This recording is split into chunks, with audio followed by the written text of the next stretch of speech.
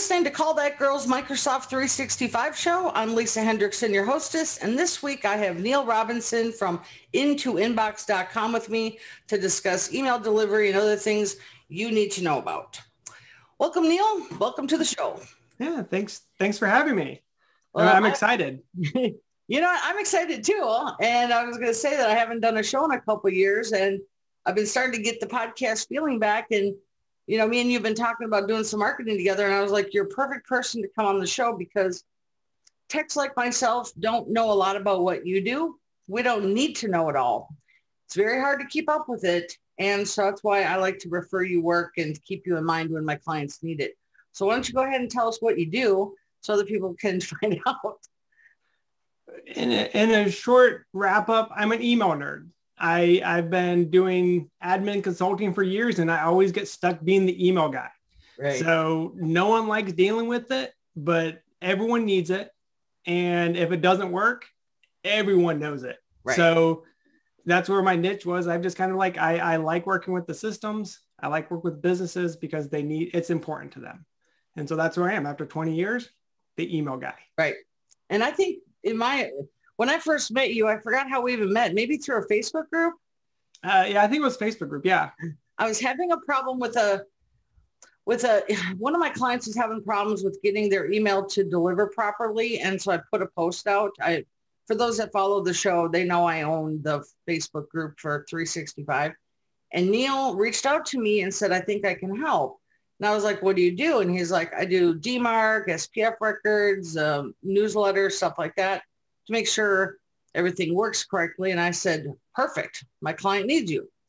And so we worked on one project together, and the client was having problems with one of their domains that we fixed because they owned it, right? I believe. Yeah. They owned the domain. So they have to be the owner for Neil to help them. They just can't help an employee. And after that, I said, I'm going to keep you in mind for other things. So it was a email issue that I believe she wasn't getting it or was always hitting her junk. It was her, I think it was her Wix store. Her Wix communication wasn't working, and the DNS was all out of whack. You know, she tried to do it. She had you come in to help with it after the fact. And once the DNS gets kind of funky because she was switching providers, right? You have to get that extra set of eyes to look at it, and let's clean it up. Let's get to where they need to go. And so that's where I came in to help you. Yeah. And that's where I don't think a lot of for me, I work with email every day, but I don't understand all the records and where they should be and the placement. And plus what I didn't understand is how many different websites have to be authenticated with the DNS to make sure it gets delivered. Yeah. Your newsletter.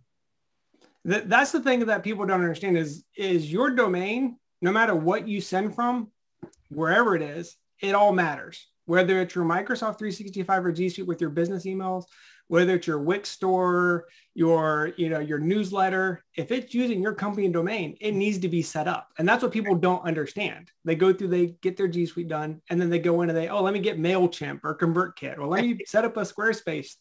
It all matters. They all have to be set up correctly and to get the best effect. Right. I always look at clients' SPF records when I start to help them because like you, I believe you told me this once that you do a lot of investigating on what is out on the internet already. So that's how when I start profiling a client, I can go look at their MX records and I start doing okay, this is outdated. That's not done. So I can be prepared. Most people have just one line, right? They should. Yeah. But then I have a lot because I have other things. And so the lines of the SPF record get extended as you need more. Right. And there's a lot of differences because you can have an SPF, but you might not have the proper server set up or your proper systems in place. Because I can see an SPF record like, oh yeah, the format looks good, but I don't think you're using this provider anymore. Right. I don't think you're using this one. Or, they have two different SPFs. They set up their Microsoft or their G Suite, and then they go to Wix. We'll just use Wix as an example because it's consistent. Right. They say, we just use this SPF. And what they do is they add another SPF record. Well, that's a problem. Right. But they don't know it. They're just following the instructions, and that's what Wix is trying to give it to make it easier for you. So it's one of those things you have to kind of know what you're doing with it. and or ask someone. Right. For me, it's where do you put the colon and where do you put the, I don't know any of that. And honestly, I don't want to know it, So the thing I've learned is I don't like doing things I don't want to, I don't want to learn things I'm going to do every blue moon, Plus, what I like, Neil, is telling the clients, you know what, I'm not an expert in those records. That you can go to Neil for. And I believe I sent you another client that was having some sales lead issues too, right? Mm-hmm. So that's another thing is that one of my clients was like, Lisa, the mailbox isn't delivering correctly. And I said, you know what? Not my thing. I can do basics. That's what I do. But I can't do the advanced stuff. Right. And I think I know who you're talking about. And his SPF, his DMARC weren't set up correctly. He didn't have the DKIM validating correctly for his providers. He had his sales platform that he was doing some of the more intake type emailing process. And then he had a customer relations system that he used for those existing customers.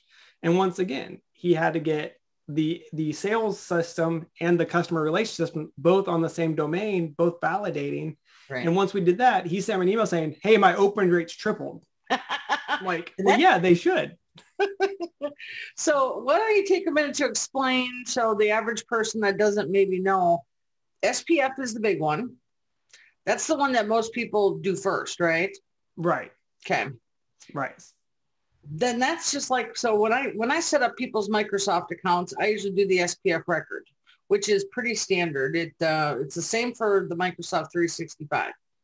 Then you can have other ones added in there to authenticate, like your newsletter system or your CRMs, right?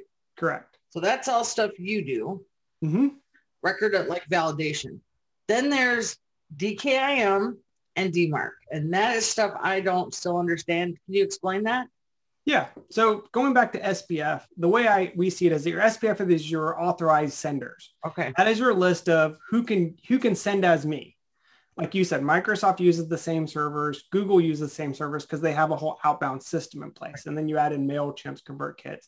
And each one of those senders really should be included in that SPF record. Your next part is your DKIM. That's kind of like your passport or your driver's license. That's basically saying this message is from this sender and it really is valid. It's that way to, it prevents tampering, and it also ways to validate each individual message. So that's important to tie it to your domain because it's a security measure. So how does that work with spoofing? Because like some people, like you'll get an email from yourself, that's a spoof. Yeah. Well, usually what happens if you check the to information or the from, they mask it. They'll say like it's from Neil Robinson, but if I look at the address, it's really some other place. So what it is if an account gets hacked and they're compromised and they have all their stuff set up, those emails they send are going to be valid. But what you're doing is you're preventing someone from creating their own email server, and sending out as you. I gotcha. So the last part that ties it all together, so SPF authorizes, DKIM validates, DMARC is giving you total control over how those emails are handled. Okay. You're telling the inbox providers, you're saying, hey, when you get an email from me, if it doesn't match SPF or it doesn't have the proper DKIM, you can either ignore it, just let it come through. You can say, throw it to spam, which is a quarantine tag, or you can say, just get rid of it. And that's a reject.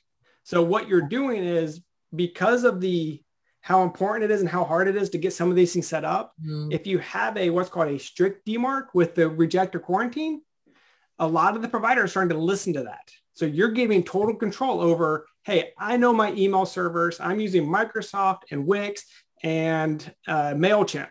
If it's not coming from those three, I want you to get rid of it. So you're keeping yourself safe and you're keeping your recipient safe. I think DMARC is like the holy grail, right? Like that strict domain in there, that is the top notch you can get. Right. And that means that if you have a strict record and you don't have SPF or DKIM properly set up, you could be hurting yourself. Right. And that's the careful thing you got to do. Yeah, I think I've had a couple people do my records. One fella did one a few years ago, and then I had you do a quick spot check because it's been a while.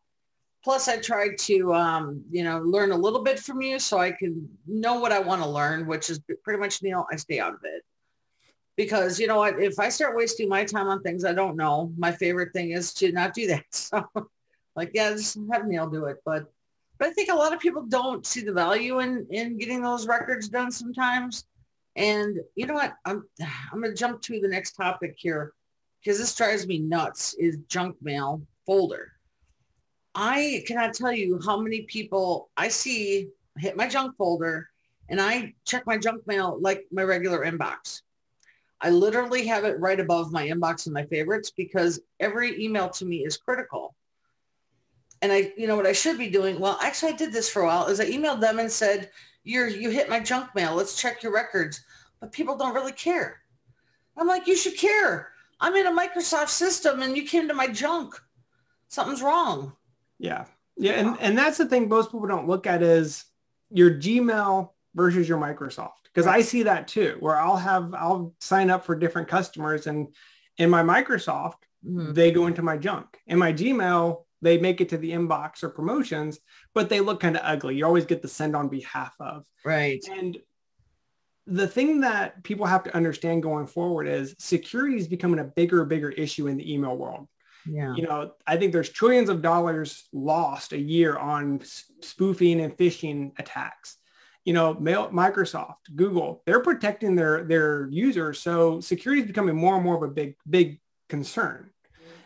Setting up these records, not only does it get you in the inbox, but because you're not seeing the weird sent on behalf of, or Microsoft does the cannot verify the sender, a lot of users are going to start getting taught. If you don't trust the email address, or if you don't trust this, just delete it. Yeah. You're not going to get those conversions or those opens that you want. So that's the part that people don't understand yet, is that security is slowly becoming like a crucial thing. And the thing that really kind of, from my side that I see that really kind of is like, why aren't you doing it? You only have to do it once. Once you get it set up correctly, you're done. And most people don't take those time because it's an added technical step. It's an added thing that they don't want to deal with, because people like me do, because we're weird on our side. But we still check our stuff. I do every blue moon too. Mm-hmm. I have wonders about that. Like, that person hasn't gotten back to me. Well, one of my new customers, or someone who just asked me if I would, do some work for them. I didn't hear back for 3 days. And I was kind of like, so they sent me a message on LinkedIn first. And I said, my email. He goes, you were in my junk. They are just as big as a corporation as Microsoft. And I ended up in their junk. All my records are fine. So I'm guessing they have a tighter filter than I have. Yeah. And that's the thing when you deal with like Microsoft companies. No one can guarantee 100% inbox placement. It's just, you just can't do it. I used to work at a place where I went to some conference when I first started there, and that was a big mistake because I gave my email to all the vendors. So I set my junk mail filter to like high security. If you're not on my contact list, I'm not getting it. But for the most part, if you're sending out and you're following, there's a lot of best practices to do too. Right. But if you're following those rules and your authentication set up and your security is in place, you're going to land in the inbox. Yeah. So, well, I'm going to tell you that the junk mail folder, I teach to my clients to check it every day. And you would not believe how many say, I never look there. Like, they're proud of it. And I go, no, you should be looking there every day. There's money in that inbox. Trust me. And once I start telling them, the next time I help them, they're like, look at my junk mail. They're really happy and proud because they keep it clean. And I said, there's a lot to managing your junk mail folder, which most people have thousands of unreads and things like that. I can quickly clean that up and teach them and unsubscribe to stuff. But one thing that people don't know, Neil, is when you hit that in 365, when it says unsubscribe button, all that does is puts it in junk. It doesn't unsubscribe you from anything. You really, to do yourself and do the people a favor that are sending you emails, you need to find their link at the bottom that says unsubscribe. That's right. The thing that people don't understand is there's a law that as soon as you hit that, they have 10 days to remove you. And if you don't, there's big repercussions. So that unsubscribe is beneficial for you, right, and it's beneficial for the senders. Just because you don't want it doesn't mean there's other customers, other clients in your same organization that want it. Right. So that I really promote unsubscribes. Yeah, I do too. So it's part of my junk mail cleanup. And I also try to tell my clients, when you see somebody in there that you should tell them you're in the, you got their mail in the junk, or you got their mail in the junk. So they know, so they're aware of it. A lot of people don't have any clue. Mm-hmm. So I'm wondering, with all these clients I'm seeing stuff in the junk, how are they even doing their business? Like if they're using LinkedIn. Yeah, well, that's going to be happening more and more, I think. I actually am talking with someone now that his email systems, we're trying to fix his email systems, and he reverted to LinkedIn because of some practices he was doing for a lot of his stuff. Did you see the LinkedIn connectivity tool? I have not seen that one. I just saw it. And I kind of knew when LinkedIn got bought by Microsoft that they would eventually integrate, because it just makes sense. Mm-hmm. Just the other day, I was looking at an invite I got, and it said LinkedIn connectivity. So I clicked on it, and it wanted me to log into LinkedIn, and I didn't have my creds with me, so I didn't do it, but I'm going to do it now. See what happens. That's really cool. Yeah. That's awesome. Yeah, I'm on LinkedIn every day, and I just, it's just part of my world now. I'm trying to spend as much time on LinkedIn as I am on Facebook. Yeah. If you're B2B, you should be in LinkedIn. I know. Well, I did quit Facebook for 3 or 4 days just to try it, to not see what happened. And I actually found, what's funny is I was watching the same news feeds and the same things, and it's just like Facebook, right? But I found myself searching more and finding people and exploring profiles. And I was like, wow, I actually got some new ideas for That's business great. stuff. Yeah. Yeah. So anyway, eventually LinkedIn, I don't know what they're going to do with an email program, but I wouldn't doubt it. People are turning their websites into LinkedIn profiles. Well, that's what they do with, you think about Facebook. How many businesses have you seen that have a Facebook page versus a website? You know what? I have seen it, but not in a while, but I have seen websites turning to LinkedIn profiles. I could see that. Well, actually, my business, I could do that because all my information is right on my LinkedIn profile, and it actually gives me a really good look.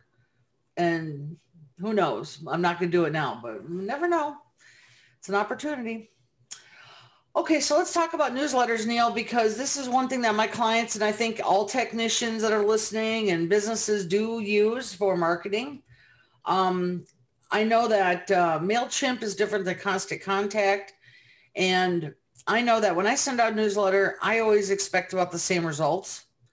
Once we got my records updated with when you updated them, I noticed my open rates got a lot better because it was hitting the inbox.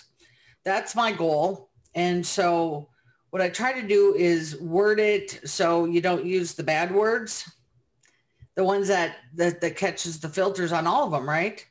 That's still applicable, but it's becoming lower down the priority list because the filters are getting smarter.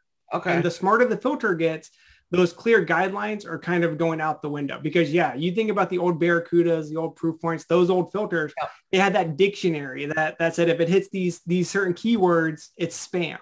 So while it's still prevalent, it's still there. Okay. The filters are getting smarter, especially dealing with things like Microsoft, Gmail, your Verizon, which is your AOL, Yahoo. Right. They've invested so much into those filters that the keywords aren't as big of an issue as long as you're not doing like free, all caps, exclamation, exclamation, money, blue pill, those types of things. So really what it boils down to now is, once again, authentication, security is number one. It's always authentication. That helps you so much. The other thing that might surprise you is your consistency. If you have, say you have a 7,000 person list and you send it out once a month on a random day at a different time, that's how spammers work. Spammers just basically will say, hey, I got this email server that I compromised or I hijacked. I'm going to blast it with thousands of emails out of the blue. So with the intelligence of these filters, if you send it the same time, same day on a consistent schedule with about the same volume, you're going to get better inbox placement because it's not suspicious. Okay. So if you have your list, which you should, as an online business nowadays, you should have an email list. as a techie guy, I'm the worst about it right now. We're trying to build it and I need to. But your list needs to be sent out consistently. You need to be clear what to expect to your users. Okay. Like, hey, I'm going to send you an email every week and follow up on it. Because just like people expect it, email servers expect it too. Right. So that's a big proponent that you have to understand that you can't just take 2-3 months off and just go back to the same habits. So if you take time off, you have to now warm up your provider again. You have to go back and say, okay, I have 7,000 this week. Let me start with 1,000. And then next week I'll do 2,000 or 3,000. And then you build up to it. And you want to start with the engaged. Right. If you notice, Lisa, in your marketing system, you should have like who opened it, who clicked. You want to start with those that had engaged more, because that's going to give you in the inbox, is going to start you on a better reputation when you start getting back into the consistent cycle. Oh, gotcha. So that's the key that you want to follow. Yeah, usually I just dump it all into one. and 7,000 is not bad. That's it, because you think about it, 7,000 split across 3 or 4 different providers, because you always have that. And it breaks it down to smaller chunks. Right. But just imagine if you had 50, 100,000 people on your list or larger, and then someone's blasting that. What do you think's happening to their emails? Right in the junk mail. Well, he's talking about my list, 7,000, but I've actually, procured mine, or I think that's the right word, down to a good 7,000 through all the years. I got on a list review with Constant Contact because I did the smart thing. I imported all my LinkedIn contacts into a folder called LinkedIn in Constant Contact. And then I got on a list review immediately because all those people on LinkedIn marked me as spam, and they were not happy about it. I'm going to tell you that. They were not. And so if you've noticed, less and less people aren't doing that with their LinkedIn contacts anymore. Importing in social media contacts is basically like buying a purchase list or renting a list out.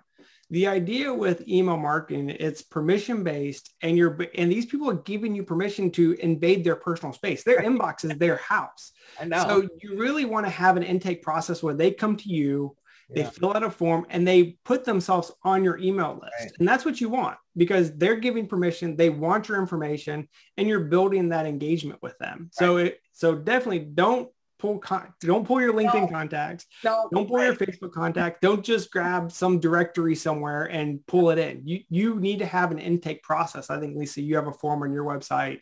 That's what you want. You promote those lead generations, those intake forms, and you build your list organically. You want it to grow with relationships. You want to prove to the inbox providers that these people want me. I'm not just trying to spam them. They want my information. They're opening it. It's valuable.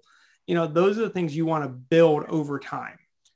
I actually have some people I've just put in there, but through my own business, like them inquiring to me. And you know what? Usually a lot of people stay on the list. Sometimes they say I never subscribed. I'm cool with that. I get some jerks that are like, say mean things to me. And I'm like, wow, I can't believe people can be so mean. It's the internet. A lot of people are mean. I know who they are. Like they're a person I know on Facebook or something. And I'm like, wow, I read these, so be gentle on the unsubs. Okay.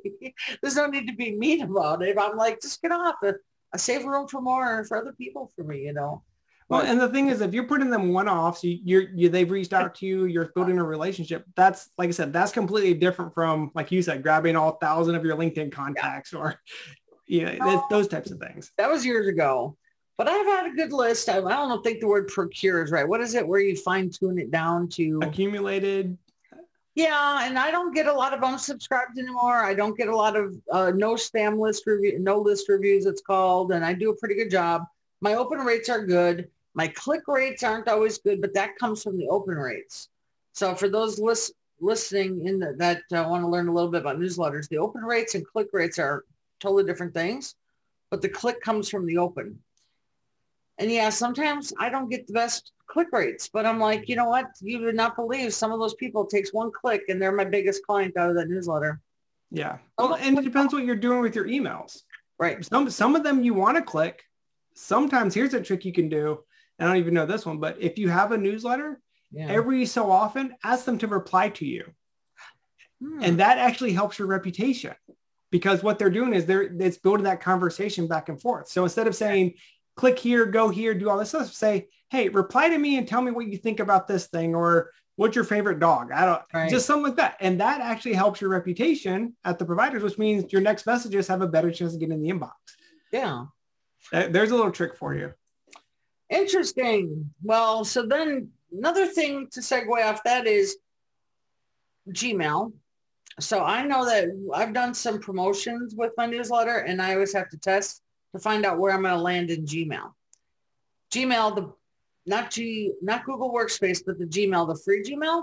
Mm-hmm. And there's promotions, updates. Yeah, there's like 3 different tabs now, and people are like, I never look in those. Whenever I hear that, I have a mini stroke inside. I'm like, I can't imagine not looking at any of my folders ever. And so, yeah, I've been in some people's promotion tabs. I've found it all, just piles of mine. Yeah. And the promotions tab are kind of a unique thing, because I've seen a couple of things with the industries, because a couple of things. One, I think 60% of Gmail users actually have their tabs turned on. So depending on your audience, it might not matter. Yeah. 2, most people open their emails on a mobile device. The mobile device doesn't actually differentiate the tabs. Oh, so it really doesn't matter. Good to know. But the thing is some people nowadays, those tabs, kind of like in Outlook where you have focused or other in the views, a lot of people actually like that separation. So when they go to the promotions tab looking for your stuff, they're actually looking at it and they're seeing the promotions, they expect it. Okay. Usually the promotions are a little bit more salesy. So if you want to get out of that, usually you have to take some of the sales pitches, the prices, click here, order now. And it needs to become more of a conversational flow. Right. Make it look like a real email that you sent to like you and me, as opposed to sending to a customer. Right. That's kind of the couple of things Gmail looks at, whether it moves from one to the other. Well, I'm laughing going, here I am in their promotions, which I'm doing a promotion. So smart filter. It's working by design, how it's designed to be. Yeah, I've noticed that. I thought it was words. I thought it was other things, but making it conversation style actually makes a lot of sense. Mm-hmm. And you know what? I have an iPhone, and I know a lot of people have Android. So the Android has the built-in Gmail, so it doesn't have the promotions in there. It just all goes right to the inbox.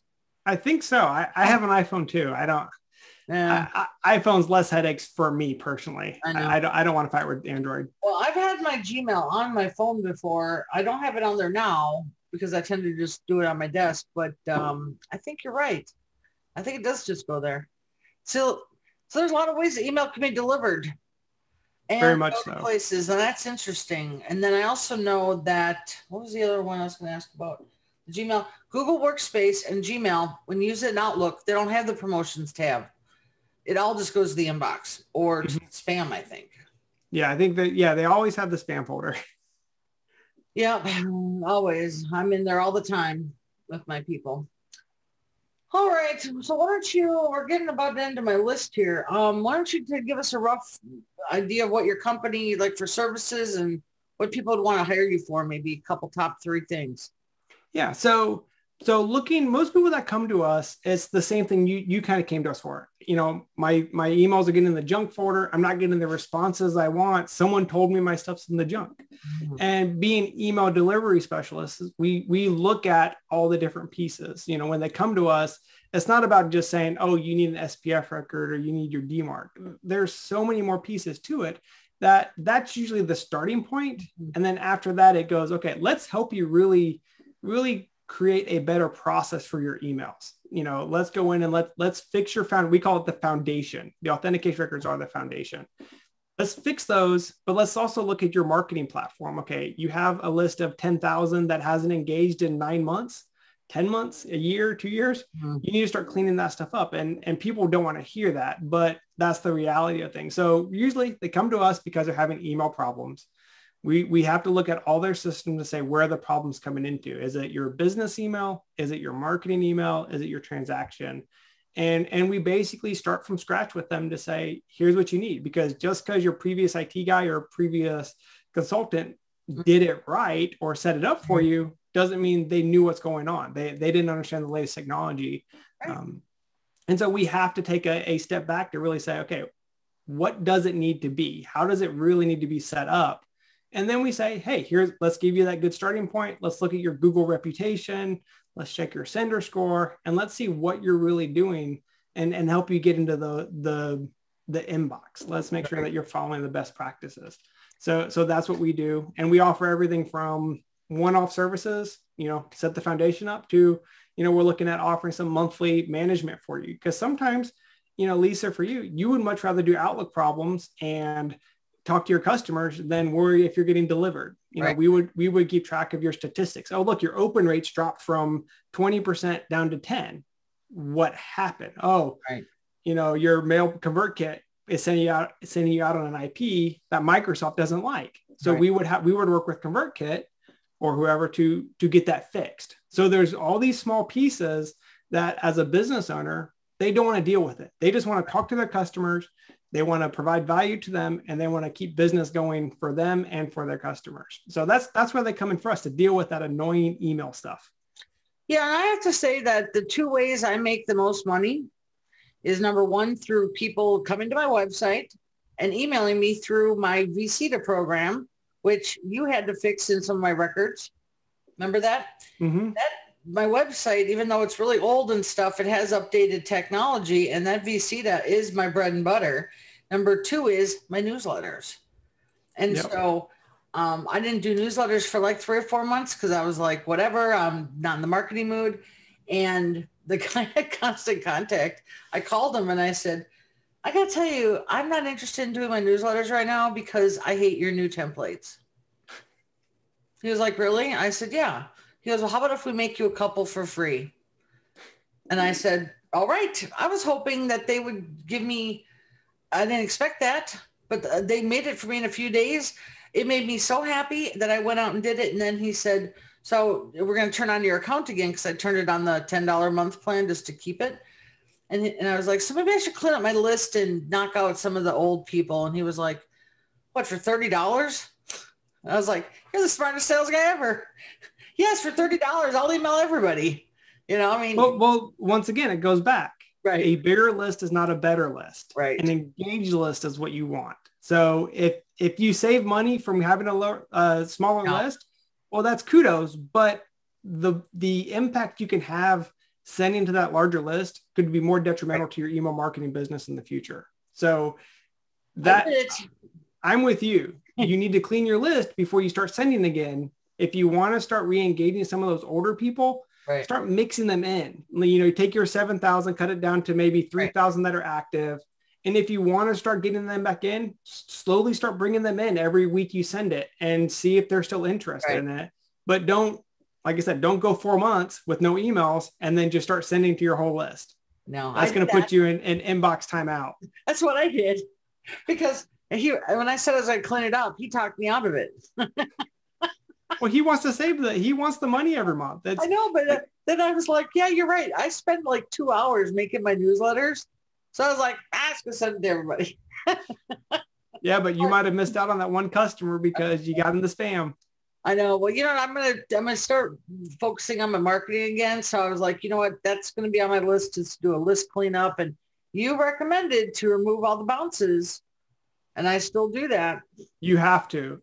Those hard bounces kill you, and spam complaints kill you. So you want to make sure that's why it's important for them to opt into you, because that minimizes your spam complaints. And so does the consistency. They might have subscribed to you 6 months ago, but when they don't hear from you for 4, and then all of a sudden they get a message, like, I don't know who this, surprise, all that who? Spam. Surprise. Yeah. I collect emails a lot of different ways, Neil. I'm pretty sneaky about that. Well, and going back to some of that, you can build in your ConvertKit, one of these strategies is building like an opt-in sequence to where you kind of just send them like 1 or 2 messages to get them to sign up to get into the regular weekly. So don't just throw them in your weekly. Build like a little sequence of like, hey, here's who I am, here's what I offer. Are you interested in more? So it's better to send 2 or 3 in that way than send 4, 5, 6, 10, and then they get tired of you. So that's what you can do, is if you collect emails outside of your form, build a small sequence of like 2 or 3 emails to get them interested so they initiate themselves on your list. Does that make sense?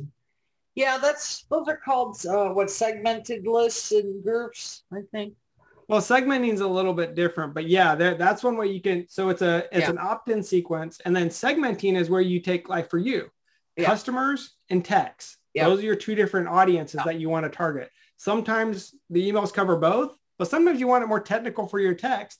Sometimes you want it more helpful for your clients. And so that's that segmentation. So you're guaranteeing that what you're sending them is of interest to them, so they open.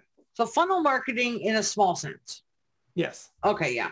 That's what I meant instead of segmented. Yeah. I have a lot of people that are on my newsletter. They know that they're in a tech one or my regular end users. And sometimes I just send it to everybody because some of my information is meant for both audiences, but my techs have gotten some that are tech only, and I talk techie in them. That's why. And if you send an owner of a business that techie one, they're going to be like, yeah, I don't have time for this. Yeah. So I've learned, and I should actually work on my newsletter strategy. So now that I'm back into it, I had a pretty good open rate last time, 30-some%. That's good. Not bad. Not bad at all. Good. No. All right. Do we have anything else to cover here, Neil? I think I had a list, and you know what? I have not done a podcast in 2 years, as I told you. So I'm totally off my game. I'm excited to get back into it. Oh, this is great. This is exciting. I love the stuff you put out there. So I'm excited to see who you introduce, who you talk about. And so that's why I've kind of followed you for the last couple of years, because you always have some cool content. Thank you. I tried to. I think what I had to learn about myself in the past so many months, COVID was really an eye-opener for me, the pandemic time, is that I really love teaching. I don't love training. I found there's a difference. Yes. Yes. And you know what? I just have tried to figure out how to be the teacher I like, which is explaining and telling stories and training. So I found a gal I'm going to be doing something with. Her name is Connie. We're going to be doing a thing on Teams and SharePoint OneDrive training, and I'm happy to refer her all the work. She actually has a system set up, real professional stuff I don't want to do. I'm not a trainer anymore. Microsoft 365, getting businesses to adopt Teams, OneDrive, SharePoint, helping them understand it, that is a challenge. So if she has a system that works well, then I want to hear about it. So I'm excited about that interview. To use it. So here's the thing is I'm going to make sure everybody's clear on this, is that she trains on how to use it. I do configuration and setup, but I do light training with all my clients. So if someone was to call me and say, Lisa, we got 25 people that just want to know how to use Teams, I would probably say you need to call her. But her training is online in already pre-made videos. But she also does custom so she can do it privately. But I actually do technical setup, configuration, and light training. That's totally different. But a lot of people have it set up wrong. Yes, they do. I set it up right. And that's what a lot of my work comes from, is people saying, we have a big mess. I'm like, well, let's go unmess it up. Let's get it right. Yeah, Microsoft has a lot of training out there, but it doesn't make sense to the business owner. It's, here's all my apps, here's all the things you can do with it. And then the business looks and be like, I'm not sitting through 12 hours of training that might not even apply to me. Right. Well, that's how I met Connie. Was the client called me after he took her training, loved it. And that's how I met her. He referred her. But he had a lot of technical issues. So I came in and fixed all the technical issues so then he could use his training. Exactly. Fantastic. Yeah. That's what's great about this community is, you don't have to know email stuff. You don't have to take the time to train. Yeah. We have people out there, and we love working together with each other. So it's a great community you're building. And that's what I love about technology in today's society. Oh, great. I call it my referral team. That's what I call it now. I don't have employees. I have a referral team. That's all you need. That's right. Well, why don't you go ahead and tell everybody how to get in touch? I'm also going to put this in the show notes so they can just click and link and all that and get in touch with you. Okay. You can reach out to us through intoinbox.com. So IN2 inbox.com.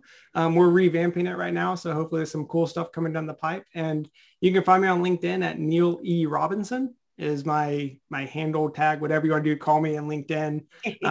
Yeah, that's the best ways to reach out to me. If you have any questions, I'll just give you my email, neil@intoinbox.com. And if you send me an email from wherever you're doing, I can tell you what's wrong with it pretty fast, and I can tell you how to fix it. So reach out to me. I'd love to help you guys. Our goal is to have people get their message out to the world. You offer the 1 hour consultations or whatever. So yeah, we're going to set that up because we want to start doing that, because we find, like you said, Lisa, it's sometimes all it takes is that hour just to help them get to where they need. So we're changing part of the rebranding, retooling is we're changing some of our products and stuff, because sometimes they need just an hour and sometimes they need more. So we want to be there for help everyone. Well, I was telling Neil some tips of what I do for the tech support, because first of all, you want to manage the expectations, right? So when people call me and they're like, Lisa, we got 4 users, all with messed up OneDrive, SharePoint, Teams. We want it all to work. Well, how am I supposed to know how many hours that's going to take? How am I supposed to know how many people are on old computers, small hard drives, have a 1 terabyte SharePoint, have, multiple devices? I don't even find that out till the first hour is over. So then what I've learned is, as a consultant and a quote expert in my field, is I say, let's start with the 1 hour consult, and that'll be our onboarding. Then I cover all those questions, and then I can tell the owner, okay, you're looking at 10 to 12 hours of work here, and I'm going to give you a soft quote of, whatever, and I will give you a discount for bulk hours. So we'll just take care of it. And then when it's done, you have time left over or whatever. And that's the only way we can do it with how crazy systems are these days. Oh yeah, definitely. Yeah. And like you said, I've seen people like, my emails aren't working. Okay, well, how many email systems are you using? What email systems are you using?